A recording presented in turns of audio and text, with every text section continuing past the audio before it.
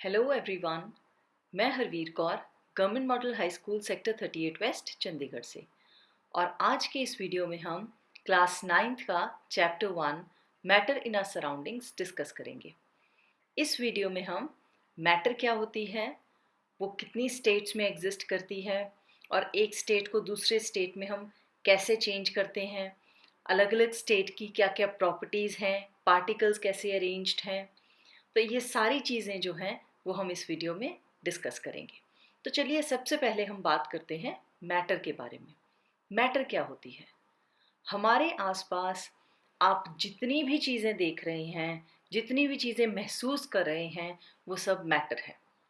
चाहे वो पानी है, वो लिक्विड है, चाहे वो हवा है तो वो गैसियस स्टेट है, या वो कोई ठोस है, वो टेबल है, वो चेयर है, अलमारी है, दरवाज़ा है, आपके घर के दूसरे पार्ट्स हैं, बुक है। तो ये सारी जो चीज़ें हैं ये सब मैटर है। Everything around us is made up of matter. हमारे आसपास जितनी भी चीज़ें हैं सब मैटर से ही बनी हुई है।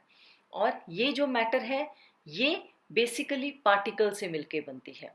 जैसे हम रेत का एक बड़ा ढेर देखते हैं, तो वो जो रेत का एक बड़ा ढेर है उसमें रेत के छोटे छोटे कण हैं। वो जो रेत के छोटे छोटे कण हैं वो मिलके वो रेत का एक बड़ा ढेर तैयार करते हैं। बिल्कुल इसी तरह छोटे छोटे पार्टिकल्स मिलके मैटर को इतना बड़ा बनाते हैं कि हम उसे देख पाते हैं। जैसे चीनी है या नमक है, तो ये जो नमक है या चीनी है इसमें बहुत छोटे छोटे पार्टिकल्स हैं जो मिलके ये सब्सटेंसेस को तैयार करते हैं। या पानी है या हवा है, तो बहुत छोटे छोटे पार्टिकल से मिलकर ये मैटर बनी हुई है ना।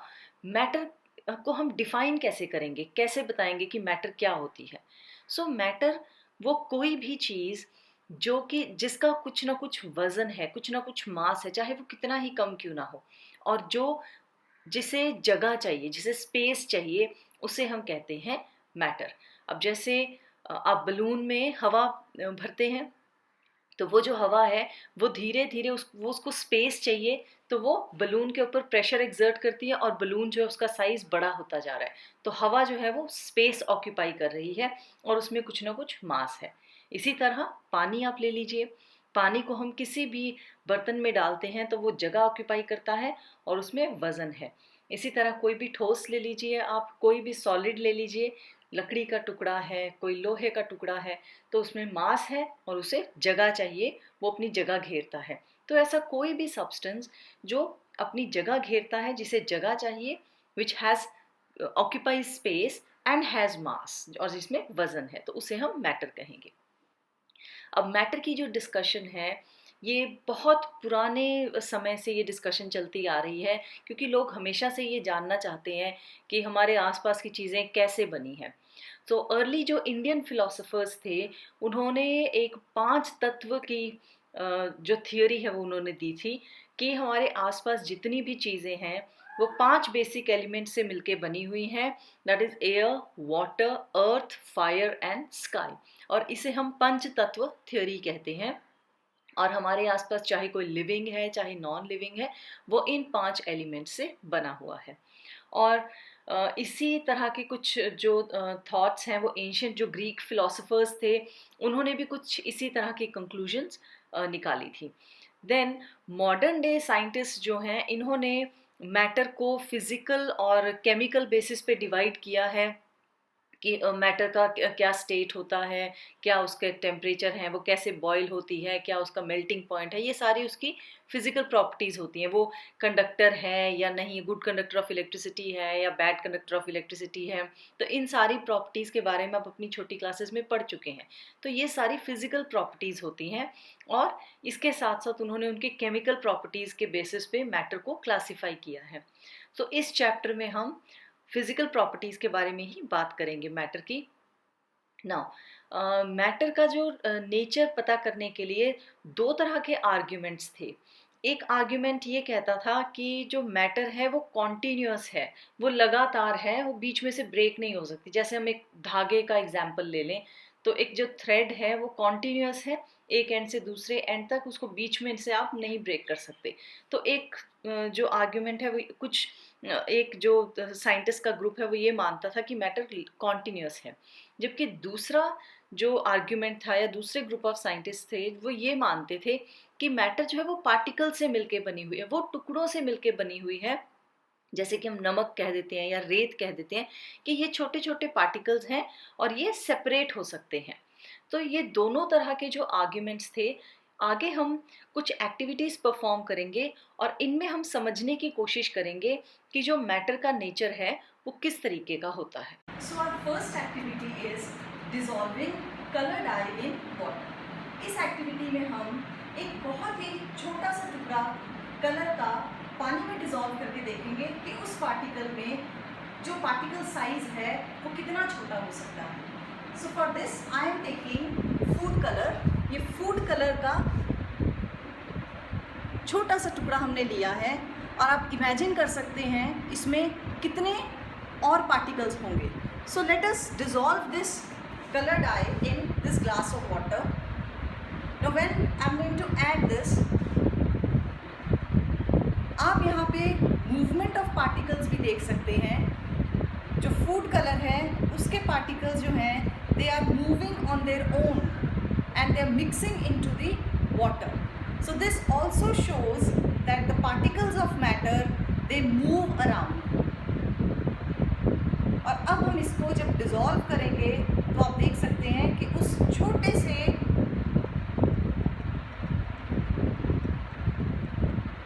कलर के टुकड़े से पूरा जो पानी है वो कलर हो गया। सो दैट मीन्स उस छोटे टुकड़े में इतने सारे पार्टिकल्स थे कि उसने इतनी लार्ज वॉल्यूम ऑफ वाटर जो है उसमें अपना कलर छोड़ दिया।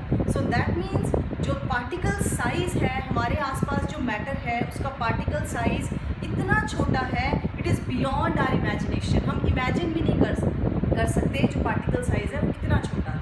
Let's start with our second activity. हमारी जो सेकेंड एक्टिविटी है इसमें हम देखेंगे कि मैटर जो है उसके पार्टिकल्स के बीच में स्पेस होती है। तो इसके लिए सबसे पहले हम एक ग्लास लेंगे और उसमें एक निशान लगाएंगे, एक लेवल तक हम मार्क करेंगे। इसके लिए आप मेजरिंग सिलेंडर या बीकर जो है उसका इस्तेमाल भी कर सकते हैं। और इसमें हम पानी भरेंगे उस लेवल तक जहाँ हमने निशान लगाया था। अब इस पानी में हम नमक ऐड करेंगे।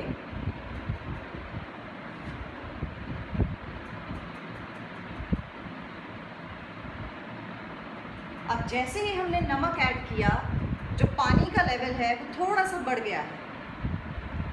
अब हम इस नमक को धीरे धीरे डिसॉल्व करेंगे।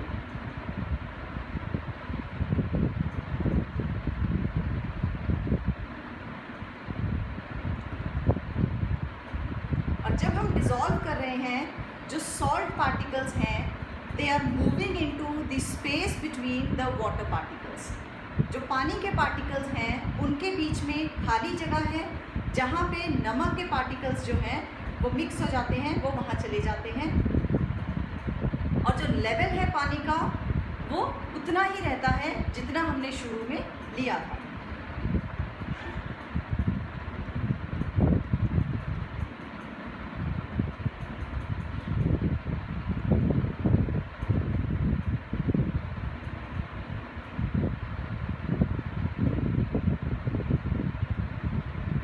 तो ये देखिए नमक पूरी तरह पानी में घुल गया है और जो वाटर लेवल है जितना हमने पहले लिया था उतना ही वाटर लेवल है। तो इस एक्टिविटी से ये पता चलता है कि जो सॉल्ट है it gets into the spaces between the water particles.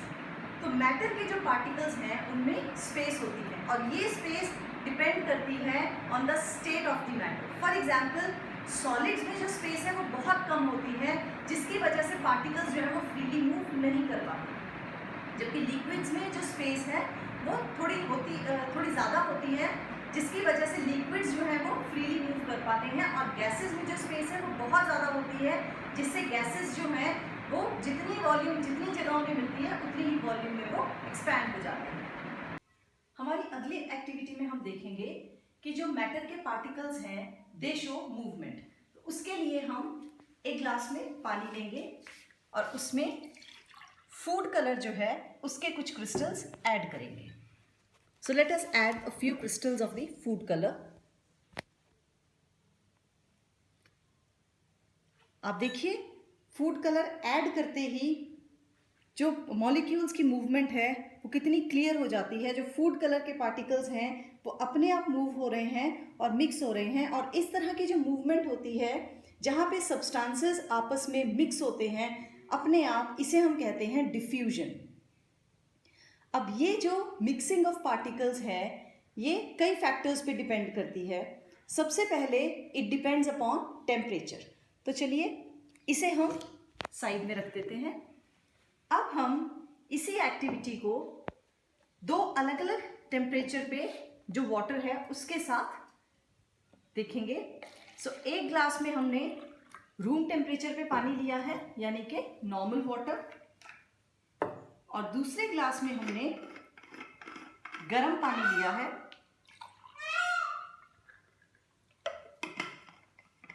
और अब हम इन दोनों में ही सेम फूड कलर ऐड करके देखेंगे कि टेम्परेचर के साथ मूवमेंट कैसे इफेक्ट होती है।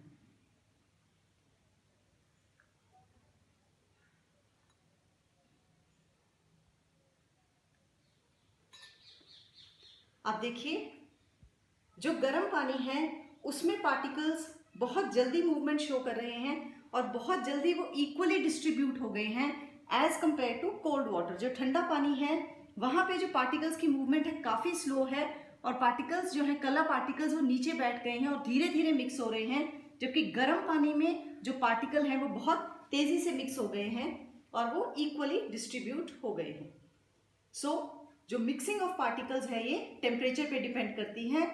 जब गर्म होता है या हाई टेम्परेचर है तो उसमें मिक्सिंग फास्ट होती है या डिफ्यूजन फास्ट होती है, और जो कोल्ड टेम्परेचर्स हैं उसमें मिक्सिंग जो है वो स्लो होती है, डिफ्यूजन स्लो होती है। नेक्स्ट, ये जो डिफ्यूजन है it also depends on the states of matter, जैसे कि सॉलिड्स, लिक्विड्स एंड गैसेस। सो इसके लिए हम अगेन 2 ग्लासेस में पानी लेंगे और दोनों में ही हम सेम फूड कलर ऐड करेंगे बट अलग अलग स्टेट में। एक में हम लिक्विड ऐड करेंगे, उसी फूड कलर को हमने पानी में घोला हुआ है वो लिक्विड ऐड करेंगे, और दूसरे में हम same food colour solid state में ऐड करेंगे। और देखते हैं जो रेट ऑफ डिफ्यूजन है उसमें क्या फर्क आता है। आप देखिए जहां पे हमने लिक्विड फूड कलर लिया है वो बहुत जल्दी इवनली डिस्ट्रीब्यूट हो गया है, जबकि जहां पे हमने सॉलिड फूड कलर लिया है वो नीचे सेटल हो गया है, और वहां से जो पार्टिकल्स हैं वो धीरे धीरे मूव कर रहे हैं। तो चलिए अब हम कैरेक्टरिस्टिक्स जो हैं मैटर के पार्टिकल्स के उनके बारे में डिस्कस करते हैं। सबसे पहला, the particles of matter are tiny. जब हमने एक ग्लास ऑफ वाटर में जो क्रिस्टल डाला था कलर का, तो वो जो एक छोटा सा क्रिस्टल है वो बहुत सारे और छोटे छोटे टाइनी पार्टिकल्स में ब्रेक हो गया, और वो टाइनी पार्टिकल्स बहुत छोटे छोटे पार्टिकल्स थे। सो जिसकी वजह से जो पूरा ग्लास है उसमें उसने अपना कलर जो है वो रिलीज कर दिया। तो ये जो एक्टिविटी है इससे हमें ये पता चलता है कि जो पार्टिकल्स ऑफ मैटर हैं they are very small in size, और एक छोटे टुकड़े से हम बहुत सारे पार्टिकल्स और प्रोड्यूस कर सकते हैं। Next, particles of matter have space between them. जब हमने सॉल्ट डिसॉल्व किया पानी में तो जो सॉल्ट है वो पानी के बीच की जो एम्प्टी स्पेसेस हैं उनमें पहुंच गया। जैसा कि आप यहाँ देख सकते हैं जो पार्टिकल्स हैं they are going into the spaces, empty spaces जो हैं उसमें वो पार्टिकल इक्वली डिस्ट्रीब्यूट हो रहा है। तीसरा, they are always in motion. जो पार्टिकल्स हैं मैटर के, जैसा हमने देखा था, वो हमेशा मोशन में होते हैं, और ये मोशन जो है ये डिपेंड करती है कि हमारा पानी का टेम्परेचर कितना है, या हम लिक्विड डिसॉल्व करें। लिक्विड्स में ये जो मोशन है या डिफ्यूजन है वो ज़्यादा होती है, और जबकि सॉलिड्स में ये डिफ्यूजन जो है या रेट ऑफ मोशन ये कम होता है। So depending upon the state of the matter या टेम्परेचर ऑफ द मैटर जो मोशन है वो डिपेंड कम ज़्यादा हो सकती है। Now next, particles of matter they attract each other. जो मैटर के पार्टिकल्स हैं वो एक दूसरे को अट्रैक्ट करते हैं, एक दूसरे के साथ जुड़े होते हैं, तभी जो सॉलिड्स हैं या लिक्विड्स हैं उनकी वॉल्यूम्स फिक्स्ड हैं। वो जो पार्टिकल्स हैं वो एक दूसरे से दूर नहीं जा पाते, हम उन्हें जितनी मर्जी स्पेस दे दें पर वो पार्टिकल्स एक दूसरे से दूर नहीं जा पाते हैं। तो वो उस जो फिक्स्ड उनकी वॉल्यूम है या फिक्स पोजीशन है वो वहीं पे रहते हैं because of that force of attraction. वो आपस में एक बहुत ताकतवर जो फोर्स है उसके साथ जुड़े होते हैं। Next is characteristics of particles of matter, ही हम आगे कंटिन्यू करेंगे। जो मैटर है वो 3 स्टेट्स में एग्जिस्ट करती है, solid, liquid and gases. Now solid ये वो फॉर्म ऑफ मैटर है जिसमें जो पार्टिकल्स हैं वो बहुत ज़्यादा टाइटली पैक्ड हैं और आपस में हिलने जुलने की इनमें कोई जगह नहीं है, they do not have any space for movement. तो ये पार्टिकल्स आपस में बिल्कुल भी हिल नहीं सकते हैं, ये सिर्फ अपनी जगह पे वाइब्रेट कर सकते हैं, जिसकी वजह से इन पार्टिकल्स की जगह भी फिक्स होती है और इनमें कोई मूवमेंट नहीं होती। और यही कारण है कि जो सॉलिड्स हैं they have fixed shape and fixed volume. Next है लिक्विड्स। लिक्विड्स में आप देखेंगे कि जो पार्टिकल्स हैं उनके बीच में थोड़ी बहुत जगह है, जिसकी वजह से जो पार्टिकल्स हैं वो थोड़ा बहुत मूव कर सकते हैं बट वो एक दूसरे से दूर नहीं जा सकते क्योंकि फोर्स ऑफ अट्रैक्शन उन्हें एक साथ पकड़ के रखती है। सो जो लिक्विड्स हैं दे हैव फिक्स्ड वॉल्यूम क्योंकि वो एक दूसरे से दूर तो नहीं जा पा रहे हैं बट वो थोड़ी बहुत मूवमेंट शो करते हैं, जिसकी वजह से वो फ्लो कर सकते हैं या वो अपनी शेप चेंज कर सकते हैं। So liquids they have they can change their shape but they have fixed volume. Next है गैसेस। गैस के जो पार्टिकल्स हैं वो एक दूसरे से बहुत ज़्यादा दूर होते हैं और इसलिए इनका फोर्स ऑफ अट्रैक्शन बहुत वीक होता है और ये एक दूसरे से दूर जा सकते हैं, तो इनकी ना कोई फिक्स्ड शेप है और ना ही कोई फिक्स्ड वॉल्यूम है।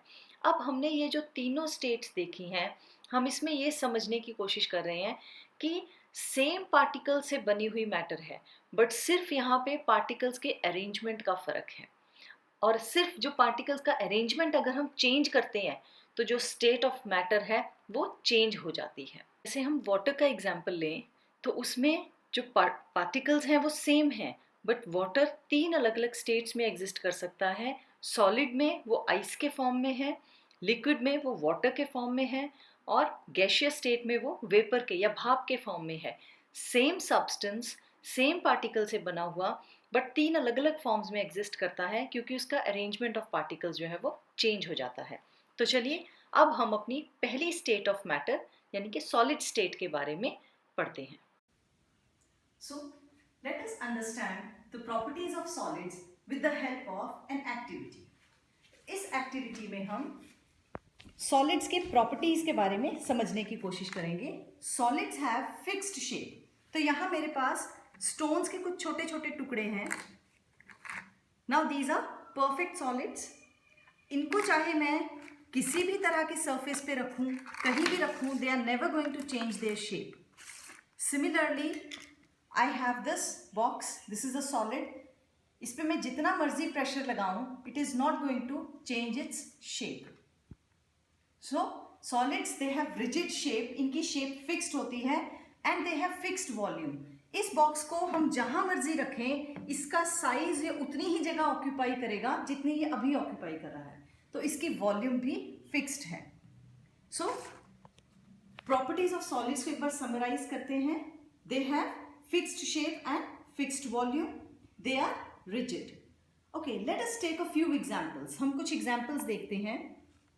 हम कहते हैं कि सॉलिड्स जो हैं उनकी शेप फिक्स होती है। हम इस रबर बैंड को स्ट्रेच करके देखते हैं और ये अपनी शेप चेंज कर सकता है, तो इज इट अ सॉलिड? इसे हम सॉलिड कहेंगे। और ये स्पॉन्ज है। इस स्पॉन्ज को हमने पहले देखा कि solids can not be compressed, they are incompressible, पर इस स्पॉन्ज को हम कंप्रेस कर सकते हैं, इसकी वॉल्यूम को हम कम कर सकते हैं। Is it a solid?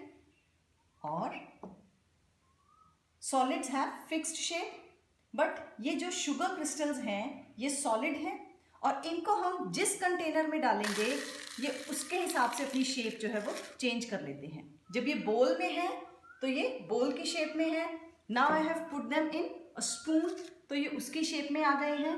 अगर मैं इन्हें एक सिलेंड्रिकल शेप में डाल देती हूँ तो ये इस शेप में आ जाते हैं।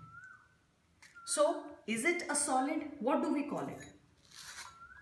तो चलिए अब इनकी एक्सप्लेनेशन देखते हैं। रबर बैंड जो है इसकी शेप फिक्स्ड है, बट जब हम इस पर फोर्स लगाते हैं, only under the effect of a force, ये अपनी शेप चेंज करता है। और जैसे ही हम उस फोर्स को हटाते हैं, जो एक्सटर्नल फोर्स है, when it is removed it returns back to its shape. वो अपनी उस शेप को रिटर्न करता है, अपनी उस शेप को रिटेन करता है। तो ऐसे जो सॉलिड्स हैं, there are so many kinds of solids जिन्हें हम इलास्टिक कहते हैं, जो कि अंडर द फोर्स, किसी भी एक एक्सटर्नल फोर्स के इफेक्ट के अंदर वो अपनी शेप चेंज कर सकते हैं, बट जैसे ही वो फोर्स का असर खत्म होता है वो अपनी शेप में वापस आ जाते हैं। Next is a sponge.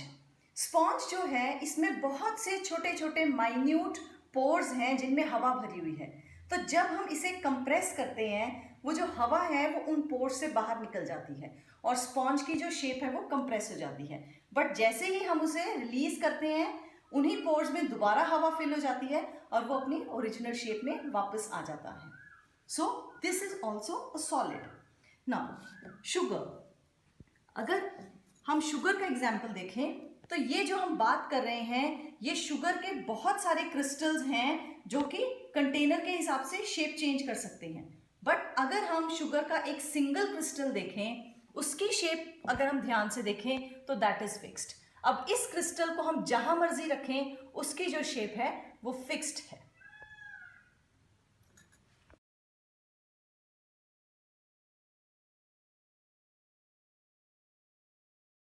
Particles हैं सॉलिड के, they are very closely packed और उनमें बहुत कम स्पेस होती है, और यही कारण है जिसकी वजह से पार्टिकल्स जो हैं वो बिल्कुल भी मूवमेंट नहीं कर सकते, और इसी रीज़न से they have fixed shape and fixed volume. Then we also saw that they have negligible compressibility. हम सॉलिड्स पे जितना मर्जी प्रेशर लगाएं, वो अल्टीमेटली ब्रेक हो सकते हैं, बट वो कंप्रेस नहीं हो सकते क्योंकि पार्टिकल्स ऑलरेडी इतने क्लोज हैं कि वो इससे ज़्यादा क्लोज नहीं जा सकते। There is no space between the particles, तो इसीलिए सॉलिड्स में ब्रेक अंडर प्रेशर, पर वो कंप्रेस नहीं हो सकते। देन फोर्थ, जो सॉलिड्स हैं वो अपनी शेप को मेंटेन करते हैं इवन अंडर फोर्स, इसीलिए उन्हें हम रिजिड कहते हैं, दे आर रिजिड।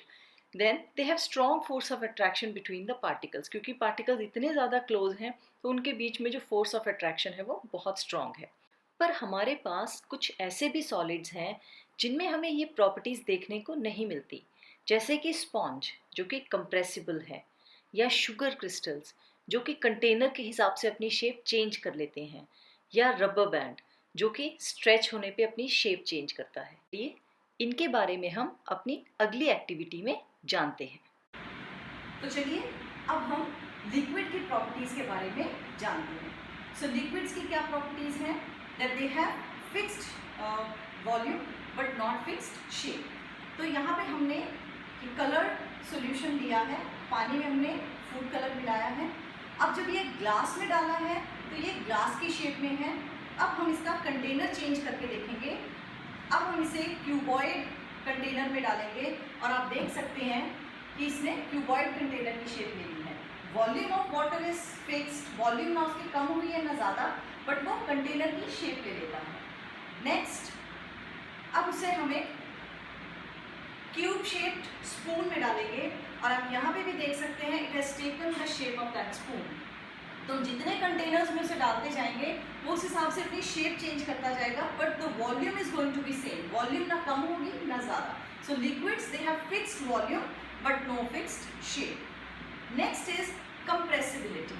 तो लिक्विड्स को हम कंप्रेस करके देखेंगे। जिस तरह से सॉलिड्स जो हैं वो बिल्कुल कंप्रेस नहीं होते, उसी तरह से लेट अस सी लिक्विड्स जो हैं वो कैसे बिहेव करते हैं जब उन पे प्रेशर लगाया जाता है। तो हमने एक सिरिंज में ये जो कलर्ड वाटर है ये फिल कर लिया है और उसे हमने आगे से सील कर दिया, और अब हम इसे कंप्रेस करने की कोशिश करेंगे। कोई चेंज नहीं है वॉल्यूम में। लिक्विड्स जो है बिल्कुल भी कंप्रेस नहीं होते, और वी से they have negligible compressibility. Solids की ही तरह इनकी वॉल्यूम बिल्कुल फिक्स्ड है, ये बिल्कुल भी कंप्रेस नहीं होते हैं। सो लिक्विड्स की कौन कौन सी प्रॉपर्टी देखी हमने? दे have fixed volume, but no fixed shape and they are negligibly compressible. Next है हमारी अगली state of matter, that is liquid state. जो लिक्विड स्टेट है इसके कैरेक्टरिस्टिक्स जैसे कि हमने देखा, सबसे पहला the space between the particles is more than solids. जब हम लिक्विड्स को देखते हैं तो उसमें जो पार्टिकल्स में स्पेस है वो इतनी होती है जिससे पार्टिकल्स एक दूसरे के ऊपर मूव कर सकते हैं, एक दूसरे के आसपास मूव कर सकते हैं, बट वो एक दूसरे से दूर नहीं जा सकते। और यही रीज़न है जिसकी वजह से लिक्विड्स जो हैं उनकी शेप चेंज हो सकती है because of the movement of the particles, but उनकी वॉल्यूम फिक्स रहती है क्योंकि ये पार्टिकल एक दूसरे से दूर नहीं जा पाते हैं। सो हमारा second point, they have fixed volume but no fixed shape. Third property is they have negligible compressibility. जैसा कि हमने देखा था, जो लिक्विड्स हैं उनकी वॉल्यूम को हम कम नहीं कर सकते, उनकी वॉल्यूम बिल्कुल फिक्स्ड है, वो उससे ज़्यादा कंप्रेस नहीं हो सकते हैं। Then next is they are not able to maintain their shape, so they flow. तो जब भी हम कोई लिक्विड गिराते हैं वो फ्लो कर जाता है, और ऐसे सब्सटेंसेस जो कि फ्लो कर जाते हैं उन्हें हम कहते हैं फ्लूइड्स। देन नेक्स्ट इज जो फोर्स है between the particles in liquids वो सॉलिड से थोड़ी कम है। अब ऐसे बहुत से सब्सटेंसेस हैं जैसे सॉलिड्स हैं, लिक्विड्स हैं या गैसेस हैं, वो लिक्विड्स के अंदर डिफ्यूज़ होते हैं, उनके अंदर मिक्स होते हैं। जैसे कि oxygen is dissolved in water, aquatic bodies जितनी भी वाटर बॉडीज़ वहाँ पे ऑक्सीजन डिजॉल्व होती है, और इसी ऑक्सीजन को एब्जॉर्ब करके जो वहाँ पे फिश हैं या बाकी एक्वेटिक ऑर्गेनिजम्स हैं वो ज़िंदा रहते हैं। इसी तरह से जो प्लांट्स हैं या एनिमल्स हैं उनमें ज़्यादातर जो केमिकल रिएक्शंस हैं वो वाटर मीडियम में होती हैं, तो अलग अलग सब्सटेंसेस पानी में मिक्स होते हैं। ह्यूमंस में ऑक्सीजन कार्बन डाइऑक्साइड का ट्रांसपोर्ट जो है वो फ्लूइड मीडियम में होता है। तो लिक्विड्स जो हैं they play a very important role in transportation of substances in living systems also. तो जितने भी लिविंग सिस्टम्स हैं, प्लांट्स हैं, एनिमल्स हैं, उनमें वाटर जो है वो बहुत इंपॉर्टेंट रोल प्ले करता है, उसमें सब्सटेंसेस मिक्स होते हैं और एक जगह से दूसरी जगह ट्रांसपोर्ट होते हैं। अब ये जो डिफ्यूजन का रेट है ये लिक्विड्स में बहुत हाई होता है, जो मिक्सिंग ऑफ सब्सटेंसेस है, as compare to solids. Solid में मुश्किल से मिक्स होता है, जबकि लिक्विड्स में जो सॉलिड्स हैं या लिक्विड में लिक्विड जो है वो बड़ी आसानी से मिक्स हो जाता है या डिफ्यूज़ हो जाता है। इस एक्टिविटी में हम प्रॉपर्टीज ऑफ गैसेस के बारे में देखेंगे। सो गैसेस की प्रॉपर्टीज, सबसे पहली प्रॉपर्टी है they do not have fixed shape and do not have fixed volume. Gas के जो पार्टिकल्स हैं वो एक दूसरे से इतनी ज्यादा दूर होते हैं, they just move freely about each other, और वो जितनी जगह उन्हें मिलती जाएगी वो पार्टिकल्स उतनी ही जगह में फैल जाते हैं। आप यहाँ देख सकते हैं ये अगरबत्ती मैंने जलाई है और यहाँ से जो पार्टिकल्स निकल रहे हैं वो पूरे रूम में फैल जाएंगे, जितनी जगह इन्हें मिलती जाएगी ये उतनी ही जगह में एक्सपैंड हो जाएंगे, and they do not have any fixed shape also. So चलिए इसी को हम देखते हैं। इसी स्मोक को हम एक कंटेनर में फिल करते हैं। जब हमने इसे एक कंटेनर में फिल किया है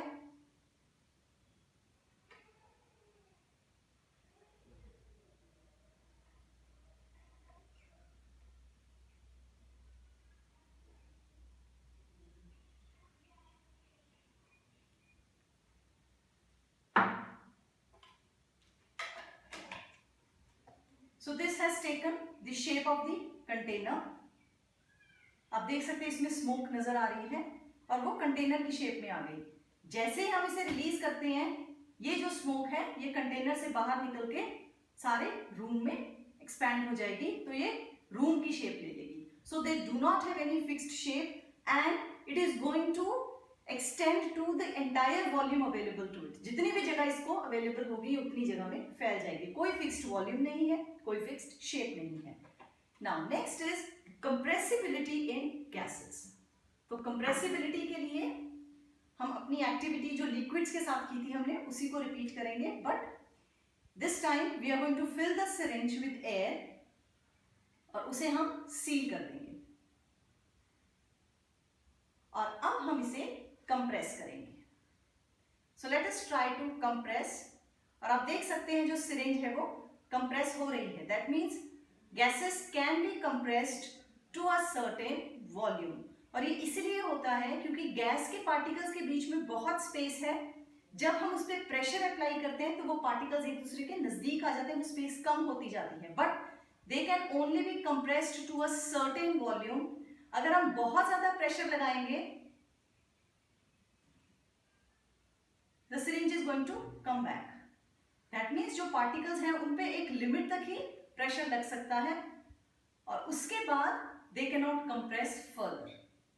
सो गैसेस जो है वो काफी कंप्रेस हो सकती है, हाईली कंप्रेस हो सकती है, और यही रीजन है कि a large volume of gases can be filled into cylinders, जैसे हमारे एलपीजीज हैं या ऑक्सीजन सिलेंडर्स जो हॉस्पिटल्स में यूज होते हैं। तो उनमें बहुत ज्यादा वॉल्यूम है जो गैसेस की, वो प्रेशराइज करके एक छोटी सी वॉल्यूम में हम फिल कर सकते हैं। तो चलिए अब हम अपनी अगली जो स्टेट ऑफ मैटर है यानी कि गैशियस स्टेट, उसके कुछ कैरेक्टरिस्टिक्स डिस्कस करते हैं। सबसे पहले there is large space between the particles. जो गैस पार्टिकल्स हैं उनमें बहुत ज़्यादा स्पेस होती है और उनका कोई फिक्स शेप नहीं है, कोई फिक्स वॉल्यूम नहीं है। They do not neither have fix shape और no fixed volume. They are highly compressible, जैसा कि हमने अपनी एक्टिविटी में देखा था कि उसको हम कंप्रेस कर सकते हैं। और रीज़न यही है कि पार्टिकल्स के बीच में बहुत ज़्यादा स्पेस होती है, तो जब हम प्रेशर लगाते हैं ये पार्टिकल्स एक दूसरे के क्लोज आ जाते हैं और इसकी वॉल्यूम रिड्यूस हो जाती है। Then fourth, they are not able to maintain their shape, क्योंकि जो पार्टिकल्स हैं वो एक दूसरे से बहुत ज़्यादा दूर मूव करते हैं और उनमें जो फोर्स ऑफ अट्रैक्शन है वो नेग्लिजिबल है, बहुत कम फोर्स ऑफ अट्रैक्शन है। तो पार्टिकल्स को जितनी जगह मिलती है वो उतनी जगह ऑक्यूपाई कर लेते हैं। Next is the force of attraction between particles is very less और it is negligible. Negligible means वो इतनी कम है कि उसे हम नेग्लेक्ट कर सकते हैं, वो ज़ीरो से थोड़ी सी ज़्यादा है, तो उनमें जो फोर्स ऑफ अट्रैक्शन है नेग्लिजिबल है। नेक्स्ट, जो रेट ऑफ डिफ्यूजन है गैसेस में वो बहुत हाई होता है। गैस पार्टिकल्स जो है हमेशा बहुत ज़्यादा रैंडम मोशन में होते हैं और ये हम जब एक सनलाइट की रे अगर हम देखते हैं तो उसमें वो पार्टिकल्स की जो रैंडम मोशन है वो बड़ी क्लियर हमें नज़र आती है। और गैस के पार्टिकल्स जितने ज़्यादा बढ़ते जाएंगे उतना ही इनकी जो मूवमेंट है आपस में ये टकराते जाएंगे और also they strike the walls of the container. और यही कारण है कि जो गैस पार्टिकल्स हैं ये जो कंटेनर की वॉल्स हैं उस पर प्रेशर एक्सर्ट करते हैं। इनकी रैंडम मोशन की वजह से ये लगातार आपस में टकराते हैं और जो कंटेनर जिसमें ये गैस भरी हुई है उसके कंटेनर की वॉल से टकराते हैं, जिसके कारण ये प्रेशर एक्सर्ट करते हैं। और ये pressure it depends upon the amount of gas. जैसे हम यहाँ ए और बी केस में देख सकते हैं, ए में पार्टिकल्स कम हैं तो वहाँ पे जो मूवमेंट है, जो स्ट्राइकिंग है वो भी कम है, तो पार्टिकल्स कम कोलाइड करेंगे जो कंटेनर की वॉल्स है, तो वहाँ प्रेशर भी कम होगा। जबकि बी कंटेनर में वहाँ गैस पार्टिकल ज़्यादा हैं तो वो आपस में कंटेनर की वॉल्स के साथ ज़्यादा टकराएंगे, तो वहाँ पे प्रेशर एक्सर्टेड भी ज़्यादा होगा। हम इसी को एक कॉमन एग्जाम्पल से समझ सकते हैं कि एक बलून है, बलून में अगर हमने कम हवा भरी हुई है तो पार्टिकल्स कम है, कम प्रेशर एक्सर्ट होगा तो उसकी शेप छोटी है। अगर उसमें हमने ज़्यादा हवा भर दी है तो पार्टिकल ज़्यादा हो गए हैं तो उसकी शेप बढ़ जाती है। और अगर हम उसमें बलून में हवा भरते ही जाते हैं तो एक ऐसा टाइम आएगा जब प्रेशर इतना ज़्यादा हो जाएगा कि बलून जो है वो बर्स्ट हो जाता है। सो दिस शोज़ कि जो गैस पार्टिकल्स हैं वो अपनी जिस कंटेनर में है उस पर जो प्रेशर है वो एक्सर्ट करते हैं उसकी वॉल्स पे।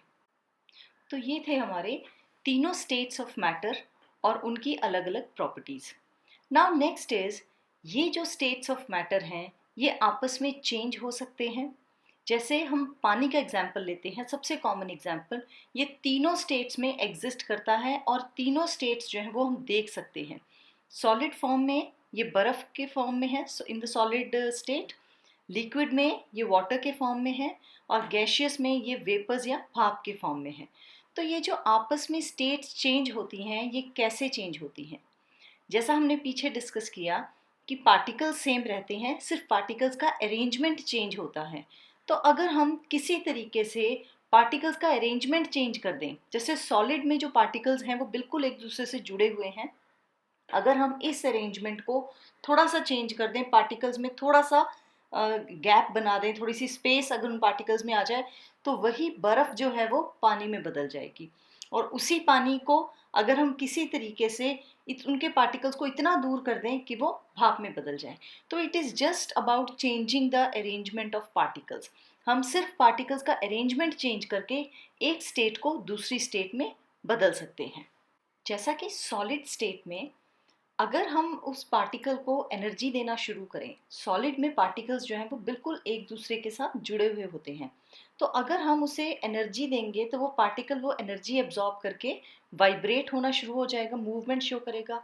अगर हम उसे और ज़्यादा एनर्जी देंगे तो उसकी मूवमेंट जो है और ज़्यादा हो जाएगी और धीरे धीरे वो पार्टिकल जो है वो एक दूसरे से दूर हो जाएंगे, उनकी मूवमेंट इतनी ज़्यादा हो जाएगी कि वो एक दूसरे से अलग हो जाएंगे और सॉलिड से लिक्विड में बदल जाएंगे।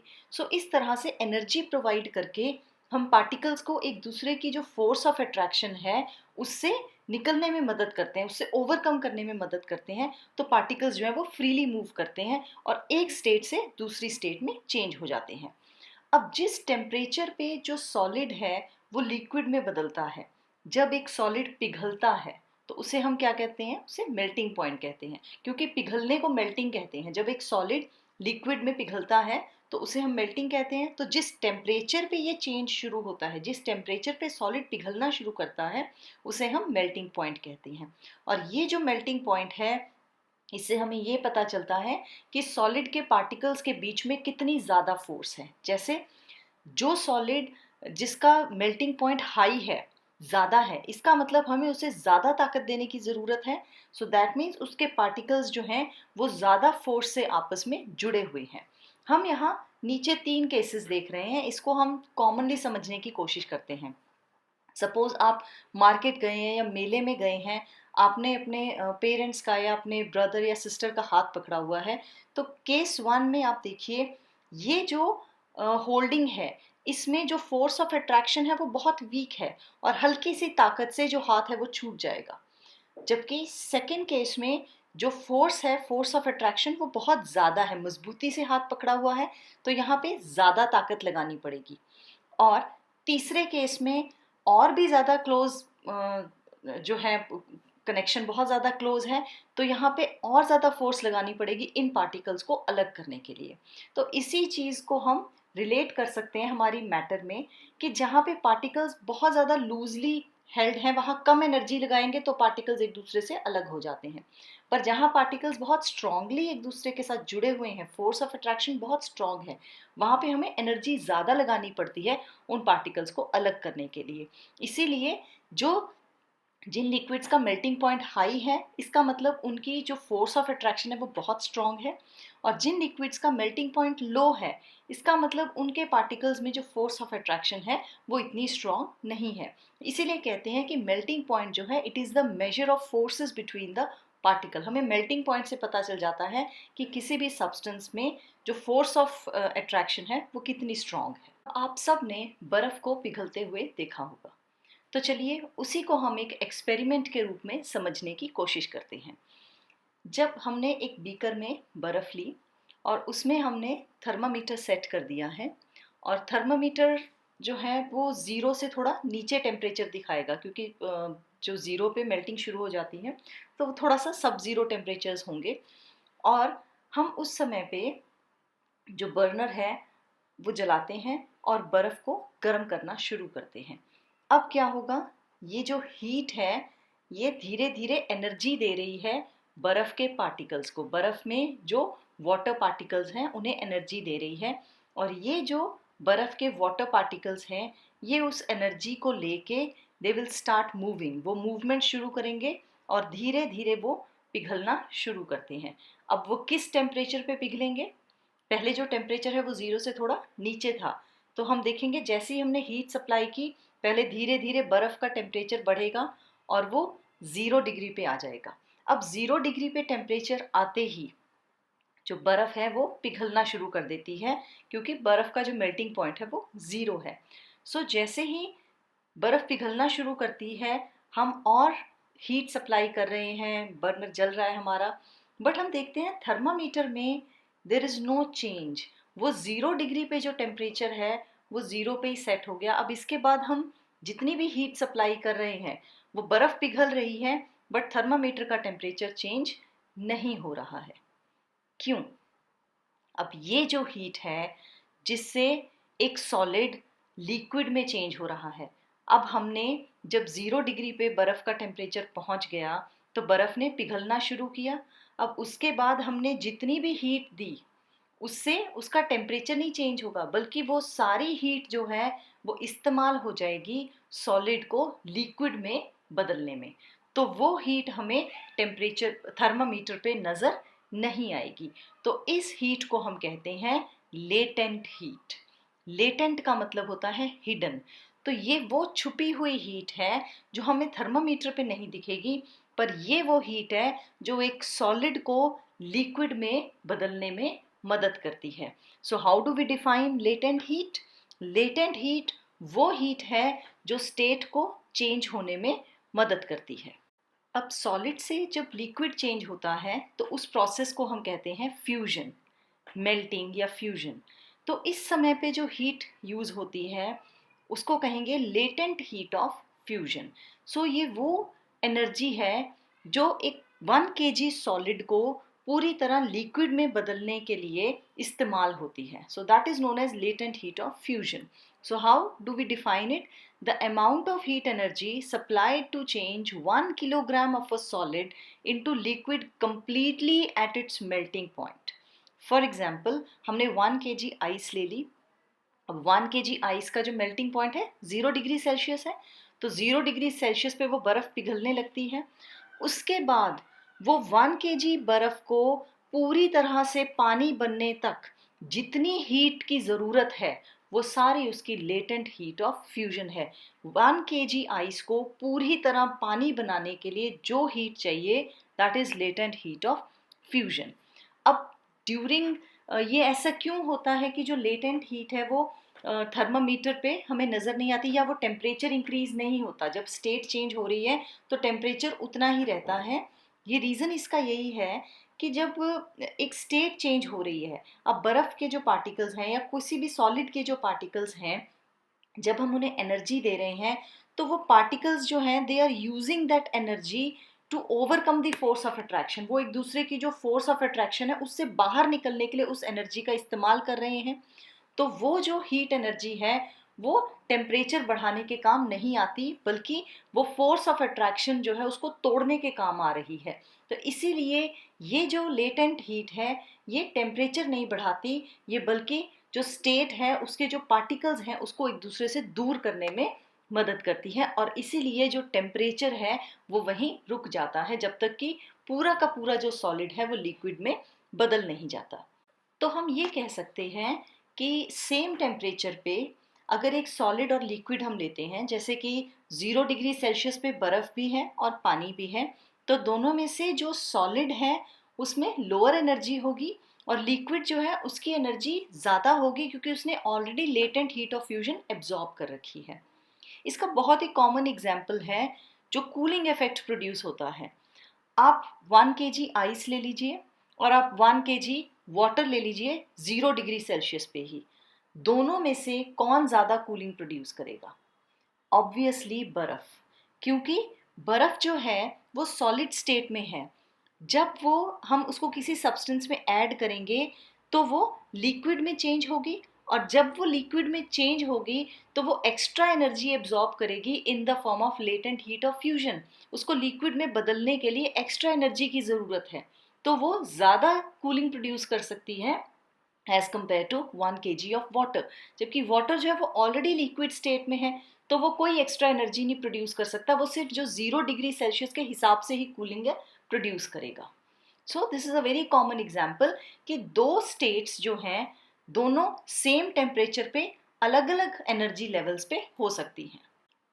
सिमिलरली अगर हम पानी को बॉईल करते हैं फ्रॉम रूम टेम्परेचर, तो वैसा ही एक सेटअप हम यूज़ करेंगे। बीकर में पानी लेंगे, थर्मामीटर लगाएंगे और एक स्टरर का इस्तेमाल करेंगे ताकि हम हीट को इक्वली डिस्ट्रीब्यूट कर सकें, इवनली डिस्ट्रीब्यूट कर सकें।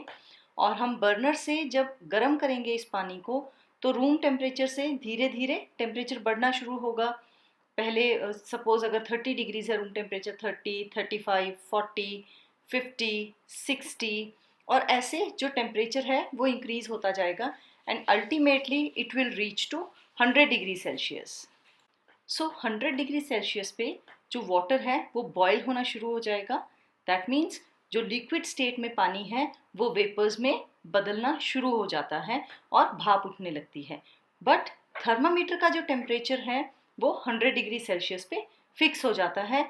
इसके बाद जब तक ये सारा का सारा पानी कंप्लीटली वेपर्स में नहीं बदल जाता, वो जो टेम्परेचर है उस पानी का वो 100 डिग्री सेल्सियस से बियॉन्ड नहीं जा पाएगा।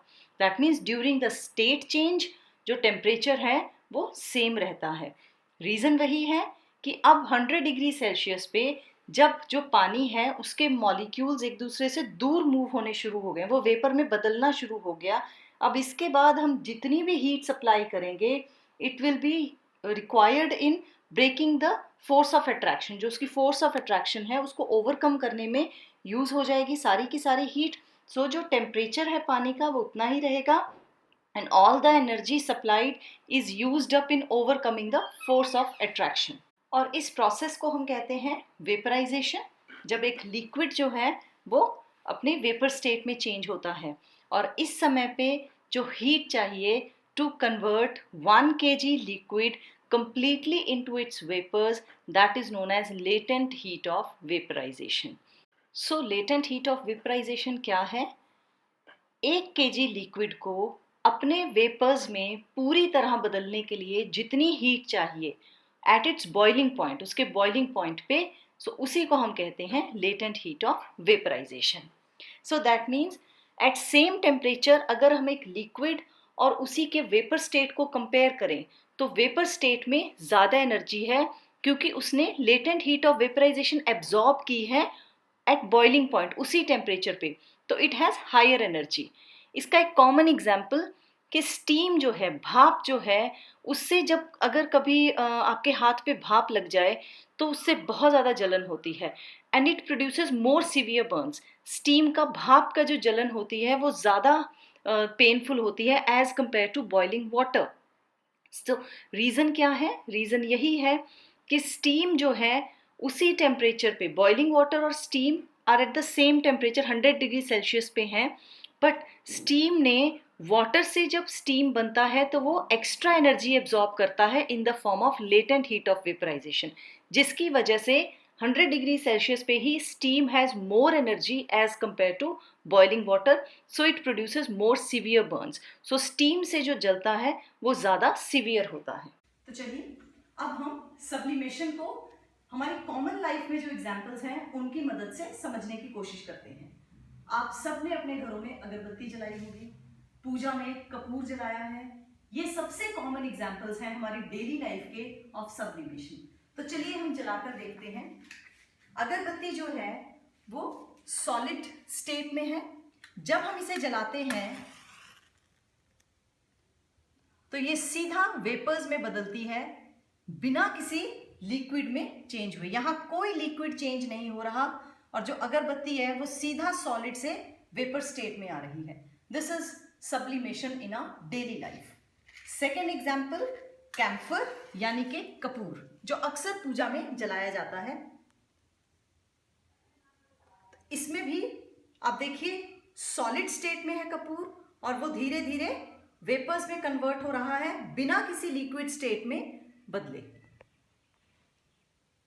इसके अलावा जो हमारे कॉमन डेली लाइफ एग्जाम्पल्स हैं, जो हम नैफ्थलीन बॉल्स, जिन्हें फिनाइल की गोलियां कहते हैं, जो हम अपने कपड़ों में रखते हैं, ज़्यादातर वुलन्स में रखते हैं, वो जो गोलियां हैं वो धीरे धीरे सॉलिड से अपने आप ही वेपर्स में कन्वर्ट होकर डिसअपियर हो जाती हैं और वो किसी लिक्विड स्टेट में नहीं बदलती।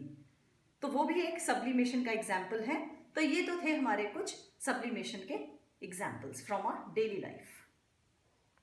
तो अब तक हमने देखा कि कैसे हम सॉलिड से लिक्विड और लिक्विड से वेपर स्टेट में जो सब्सटेंसेस हैं उनको चेंज कर सकते हैं by supplying heat. Now there are certain substances around us जो कि सॉलिड से लिक्विड स्टेट में नहीं जाते, जबकि सॉलिड से सीधे भाप में चले जाते हैं, या वेपर स्टेट से अगर उन्हें ठंडा किया जाता है तो वो वापस सॉलिड में कन्वर्ट हो जाते हैं। तो ऐसा जो प्रोसेस है जिसमें स्टेट चेंज में सॉलिड्स जो हैं वो बिना लिक्विड स्टेट में बदले सीधा भाप में बदल जाते हैं, इस प्रोसेस को हम कहते हैं सब्लिमेशन। कॉमन एग्जाम्पल्स जैसे अगरबत्ती, धूप, कपूर, कैम्फर जिसे कहते हैं, अमोनियम क्लोराइड, नैफ्थलीन बॉल्स, ये सारे कुछ ऐसे एग्जाम्पल्स हैं जिनमें जो सॉलिड्स हैं वो डायरेक्टली वेपर स्टेट में कन्वर्ट होते हैं। और ऐसा ही एक एग्जाम्पल है ड्राई आइस। ड्राई आइस जो है ये एक्चुअली सॉलिड कार्बन डाइऑक्साइड को हम ड्राई आइस कहते हैं। आइस आप सबको पता है जो नॉर्मल बर्फ होती है। सो व्हेन वी से ड्राई आइस मीन्स नॉर्मल बर्फ जो है जब वो पिघलती है तो पहले वो लिक्विड स्टेट में जाती है और उसके बाद अगर हम और गर्म करते हैं तो वो वेपर स्टेट में जाती है। बट ड्राई आइस का मतलब कि जो कार्बन डाइऑक्साइड है, सॉलिड कार्बन डाइऑक्साइड, जब हम उसे गर्म करना शुरू करते हैं तो वो कोई लिक्विड स्टेट में चेंज नहीं होती, वो सॉलिड स्टेट से सीधा वेपर स्टेट में चली जाती है, वो बिल्कुल भी गीली नहीं होती, इसलिए उसे ड्राई आइस कहते हैं।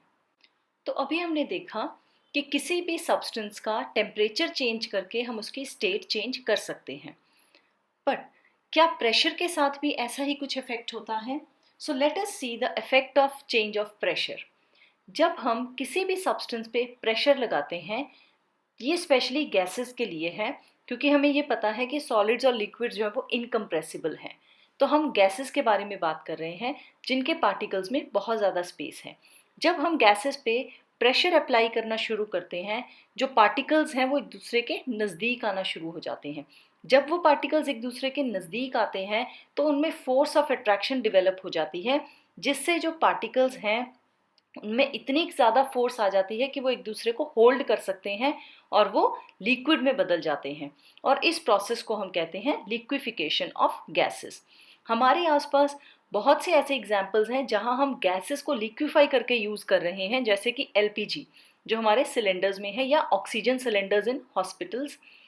बट यहाँ पे एक चीज़ समझनी ज़रूरी है कि प्रेशर जो है अकेला अगर हम प्रेशर अप्लाई करेंगे तो गैसेस जो है वो लिक्विड स्टेट में नहीं बदल सकती, उसके साथ साथ हमें गैसेस को ठंडा करना पड़ता है। तो जब हम टेम्परेचर कम करके गैसेस के ऊपर प्रेशर अप्लाई करते हैं तो उनकी जो एनर्जी है वो कम हो जाती है।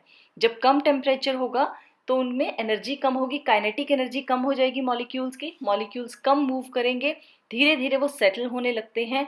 और जैसे जैसे हम प्रेशर बढ़ाते जाएंगे वो पार्टिकल्स एक दूसरे के नज़दीक भी आते जाएंगे, जिसकी वजह से जो गैसेस हैं वो लिक्विड्स में बदल जाती हैं।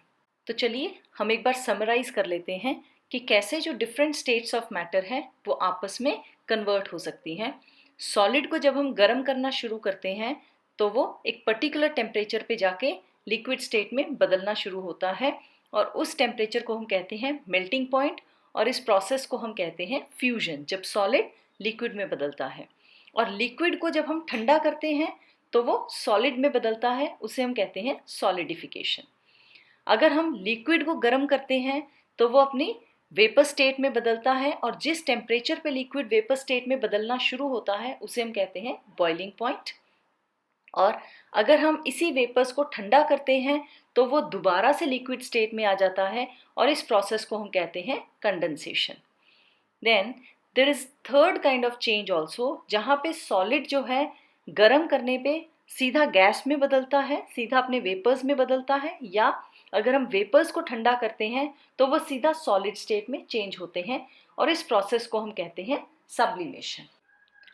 पर क्या लिक्विड्स को हमेशा वेपर्स में बदलने के लिए हमें उन्हें गर्म करना पड़ता है? Let us take few examples from our surroundings. हम जब फ्लोर मॉप करते हैं, पोछा लगाते हैं, तो थोड़ी देर बाद वो पानी अपने आप सूख जाता है।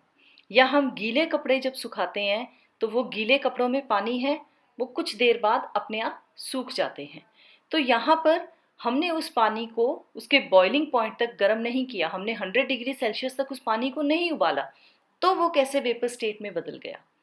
Now there is another kind of process जहाँ पे एक लिक्विड अपने सराउंडिंग से एनर्जी लेके अपनी वेपर स्टेट में बदल सकता है even below it's boiling point. उसको बॉइलिंग पॉइंट तक गर्म करने की ज़रूरत नहीं है, तो बिलो बॉइलिंग पॉइंट भी जो लिक्विड्स हैं वो अपनी वेपर स्टेट में बदलते हैं और इस प्रोसेस को हम कहते हैं इवेपोरेशन। ये आप छोटी क्लासेस से पढ़ते आ रहे हैं, ये वाटर साइकिल का भी बहुत इंपॉर्टेंट प्रोसेस है इवेपोरेशन, जहाँ पे एक लिक्विड अपने वेपर्स में चेंज होता है at room temperature, eight normal temperature. अब ये जो इवेपोरेशन है, इसमें क्या होता है, जो सरफेस मॉलिक्यूल्स हैं, जो मॉलिक्यूल्स डायरेक्टली सराउंडिंग के कांटेक्ट में हैं, जैसे आप यहाँ पे बीकर में देख सकते हैं, ये अपने आसपास से एनर्जी लेंगे। जब ये अपने आसपास से एनर्जी लेंगे तो इनमें इतनी एनर्जी आ जाएगी कि जो अपने नीचे वाले पार्टिकल्स हैं ये उनकी फोर्स से बाहर निकल आएंगे और ये डायरेक्टली वेपर स्टेट में बदल जाते हैं। तो इस तरह से जो ऊपर वाले पार्टिकल्स हैं जो सराउंडिंग के साथ कांटेक्ट में हैं वो धीरे धीरे करके वेपर स्टेट में जाते जाते हैं और इसे हम इवेपोरेशन कहते हैं। अब ये जो इवेपोरेशन है ये कई फैक्टर्स पे डिपेंड करती है, जिन्हें हम एक एक करके डिस्कस करेंगे। सबसे पहले इवेपोरेशन इफेक्ट होती है टेम्परेचर से। बहुत कॉमन ऑब्जर्वेशन है, जितनी गर्मी ज़्यादा होगी चीज़ें उतनी जल्दी सूखती हैं, और सर्दी में जब टेम्परेचर कम है तो उस टाइम पे इवेपोरेशन बहुत स्लो होती है, चीज़ें बहुत धीरे धीरे सूखती हैं। अब इसका रीज़न क्या है कि जितना हमारा एनवायरनमेंट गर्म होगा, जितनी हीट एनर्जी ज़्यादा होगी, उतना ही जो वाटर के पार्टिकल्स हैं उतनी ही हीट एनर्जी उन्हें ज़्यादा मिलेगी। They will be able to absorb more kinetic energy, तो ज़्यादा काइनेटिक एनर्जी उनको मिलेगी और वो बहुत जल्दी लिक्विड से वेपर स्टेट में बदल जाते हैं। हमारा अगला जो फैक्टर है वो है सरफेस एरिया। इवेपोरेशन जो है ये एक सरफेस फिनोमिना है। सरफेस फिनोमिना मतलब कि जितने पार्टिकल्स सरफेस पे होते हैं वही जो है वेपर्स में बदल सकते हैं। सो सरफेस एरिया जितना ज़्यादा होगा the rate of evaporation will be more. So the rate of evaporation increases with increase in surface area and decreases with decrease in surface area. अगर surface area ज़्यादा है, इसका मतलब ज़्यादा particles जो हैं liquid के they are in contact with the surroundings, तो उतने ही ज़्यादा particles energy gain कर पाएंगे और उतने ही ज़्यादा particles जो हैं वो vapor state में जा सकते हैं। Again बहुत common observation है, जब कपड़े सुखाए जाते हैं तो उस समय पे कपड़ों को फैला के डाला जाता है, या हमने कोई भी चीज़ सुखानी है तो हम उसे फैला के सुखाते हैं। ओके, इसमें एक और छोटा सा एग्जाम्पल हम ऐड ऑन कर सकते हैं कि आपने एक कटोरी में पानी लिया है और एक थाली में पानी है, आपने वो दोनों ही ओपन में रख दिए हैं, तो कौन सा पानी जो है वो जल्दी इवेपोरेट होगा? तो आप जो आंसर आपका है उसी से आपको जवाब मिल जाएगा कि सरफेस एरिया किस तरीके से इवेपोरेशन को इफेक्ट करता है। हमारा अगला फैक्टर है विंड स्पीड। एक कॉमन ऑब्जर्वेशन है कि अगर हमने किसी चीज़ को जल्दी सुखाना है तो हम फटाफट फ़ैन ऑन कर देते हैं। जैसे अगर हमारे घर में पोछा गीला है तो हम फटाफट फ़ैन ऑन करके उसको जल्दी सुखाते हैं। तो यहाँ क्या हो रहा है, विंड स्पीड की मदद से जो वाटर है वो जल्दी से वेपर स्टेट में बदलता है। एक्चुअली ये होता कैसे है कि जब विंड स्पीड बढ़ती है तो उस समय पे हवा के साथ जो वेपर के पार्टिकल्स हैं वो इधर उधर बिखर जाते हैं, जिससे हमारी जो सराउंडिंग है उसमें वाटर वेपर की कमी हो जाती है। जब वाटर वेपर की कमी होती है तो लिक्विड से जो वेपर्स हैं वो लिक्विड से वेपर्स जल्दी बनने लग जाते हैं और जो रेट ऑफ इवेपोरेशन है वो इंक्रीज हो जाता है। So rate of evaporation increases with more wind speed and decreases with less wind speed. हमारा अगला जो फैक्टर है वो है ह्यूमिडिटी। ह्यूमिडिटी होता है हवा में किसी भी टाइम पे जो वाटर वेपर कितने प्रेजेंट हैं उसे हम कहते हैं ह्यूमिडिटी। जैसे गर्मियों में ह्यूमिडिटी की मात्रा बहुत कम है, वाटर वेपर कम होते हैं, तो हम कहते हैं ड्राईनेस है, बहुत ज़्यादा ड्राई हवा है। जबकि बरसात के मौसम में जो ह्यूमिडिटी है बहुत हाई होती है, वाटर वेपर बहुत ज़्यादा होते हैं हवा में, तो हम कहते हैं उस टाइम पे ह्यूमिडिटी बहुत हाई है। सो ह्यूमिडिटी अगर इंक्रीज होगी तो रेट ऑफ इवेपोरेशन डिक्रीज होगा, और अगर ह्यूमिडिटी डिक्रीज होगी, कम होगी, तो रेट ऑफ इवेपोरेशन जो है वो ज़्यादा होगा, फास्ट इवेपोरेशन होगी। अब जैसे यहाँ पे हम इस एग्जाम्पल में देख सकते हैं कि ज़्यादा ह्यूमिडिटी का मतलब है कि ज़्यादा वेपर पार्टिकल्स ऑलरेडी हवा में हैं। अब जब ज़्यादा वाटर वेपर पार्टिकल्स ऑलरेडी हवा में हैं तो जो नए वेपर हैं उसके लिए जाने के लिए जगह ही नहीं है, ऑलरेडी जो हवा है वो भरी हुई है वाटर वेपर से। तो यहाँ पे इवेपोरेशन जो है वो बहुत मुश्किल है या बहुत स्लो इवेपोरेशन होगा, तो इवेपोरेशन रेट बहुत कम हो जाता है। जबकि जहाँ लेस ह्यूमिडिटी है दूसरे केस में, वहाँ पे वाटर वेपर की मात्रा बहुत कम है हवा में, तो यहाँ पे जो पानी से वेपर्स हैं वो जल्दी बनेंगे, क्योंकि हवा में वेपर्स ऑलरेडी कम हैं, ड्राई एयर है, so the rate of evaporation will increase. और यही हम अपने आसपास एक्सपीरियंस करते हैं।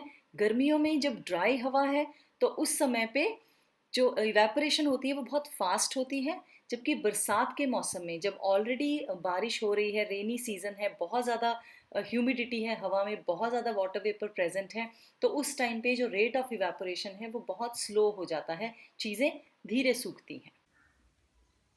हमारी इस एक्टिविटी में हम देखेंगे कि इवेपोरेशन जो है वो कूलिंग कॉज करती है। इसके लिए हमने दो लिक्विड्स लिए हैं जो सेम रूम टेम्परेचर पे हैं। आप परफ्यूम या जो नेल पेंट रिमूवर है उसके कुछ बूंदे ले सकते हैं और उन्हें अपने हाथ पे डालिए।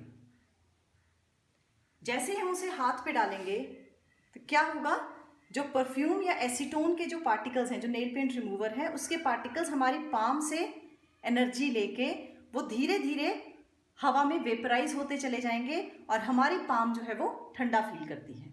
अब इसी एक्टिविटी को हम ऑयल के साथ करके देखेंगे। अगर हम यही एक्टिविटी ऑयल या शहद के साथ करते हैं तो लेट अस सी कि कूलिंग होती है या नहीं होती। तो दूसरी पाम पे मैंने ऑयल डाला है और दोनों पाम्स को अगर मैं कंपैरिजन करूं, मुझे ये जो एसीटोन या परफ्यूम वाली जो पाम है इसमें ठंडक महसूस हो रही है, जबकि ऑयल वाली जो पाम है वो बिल्कुल नॉर्मल लग रही है। क्यों? क्योंकि यहाँ पे कोई इवेपोरेशन नहीं है। ऑयल जो है वो सीधा रूम टेम्परेचर पे है और वो हमारी पाम से कोई गर्मी नहीं ले पाता। So a very simple activity to compare between two liquids. एक जो इवेपोरेट हो सकता है वो कूलिंग कॉज करता है और दूसरा जो इवेपोरेट नहीं हो सकता, it does not cause any cooling. तो जैसा हमने अभी इस एक्टिविटी में देखा कि इवेपोरेशन जो है इट कॉजेज कूलिंग। इवेपोरेशन एक ऐसा फिनोमिना है जिसमें कि जो पार्टिकल्स हैं वो अपने आसपास से एनर्जी एब्जॉर्ब करते हैं और वो एक्स्ट्रा एनर्जी लेके वेपर स्टेट में चले जाते हैं and they take away that heat energy with them, और जो रिजल्टेंट जो पीछे सब्सटेंस रह जाता है उसका टेम्परेचर कम होता चला जाता है। अब यही जो ऑब्जर्वेशन है ये हम मटके में देखते हैं। मटके में पानी कैसे ठंडा होता है? मटके में बहुत छोटे छोटे टाइनी पोर्स हैं जिनसे कि जो वाटर है वो वेपर्स के फॉर्म में एस्केप होता है। तो जब भी एक वाटर पार्टिकल वेपर बन के निकलेगा तो वो अपने सराउंडिंग वाटर से हीट लेके वेपर में बदलेगा, तो पीछे जो पानी बच जाता है उसका टेम्परेचर कम होता चला जाता है और मटके में जो पानी है वो ठंडा हो जाता है। इसी तरह से डेजर्ट कूलर, जो कूलर हम इस्तेमाल करते हैं अपने घरों में, तो उसमें क्या होता है, जो उसके पेन्स होते हैं वो गीले होते हैं। जब वो गीले होते हैं उनमें पानी होता है, तो जब हवा उस पर से गुजरती है तो वो उस पानी को इवेपोरेट करती है और पानी के जो पार्टिकल्स हैं वो गर्म हवा से एक्सेस एनर्जी लेके वेपर में बदलते हैं। और जब वो वेपर में बदलते हैं तो जो रिजल्टिंग हवा है, क्योंकि उससे एनर्जी एब्जॉर्ब हो चुकी है ऑलरेडी, तो वो ठंडी हो जाती है हवा। तो इस तरीके से जो डेजर्ट कूलर है वो कूलिंग प्रोड्यूस करता है। अब गर्मियों में हम कॉटन क्लोथ्स जो हैं वो प्रेफर करते हैं। रीज़न इसका क्या है कि कॉटन क्लोथ्स जो हैं वो बहुत अच्छे एब्जॉर्बर होते हैं पानी के, तो वो जो स्वेट आता है गर्मियों में वो उसे अच्छे से एब्जॉर्ब कर लेते हैं और एब्जॉर्ब करके उसको इवेपोरेट होने में मदद करते हैं। तो जितना ज़्यादा स्वेट इवेपोरेट होगा उतना ही हमारी जो बॉडी है वो कूल डाउन होती जाएगी।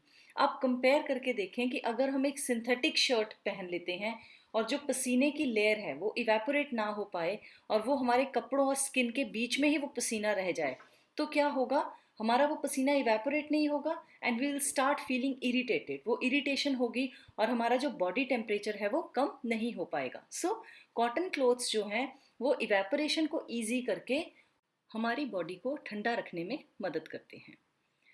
अगली जो कॉमन ऑब्जर्वेशन है, अगर हम ठंडा पानी या बर्फ़ वाला पानी बाहर निकाल के रखते हैं टेबल पे, तो उसमें थोड़ी देर बाद उस ग्लास के बाहर वाटर ड्रॉपलेट्स इकट्ठी हो जाती हैं और धीरे धीरे धीरे धीरे करके उस ग्लास के आसपास एक पडल ऑफ वाटर, पानी इकट्ठा हो जाता है।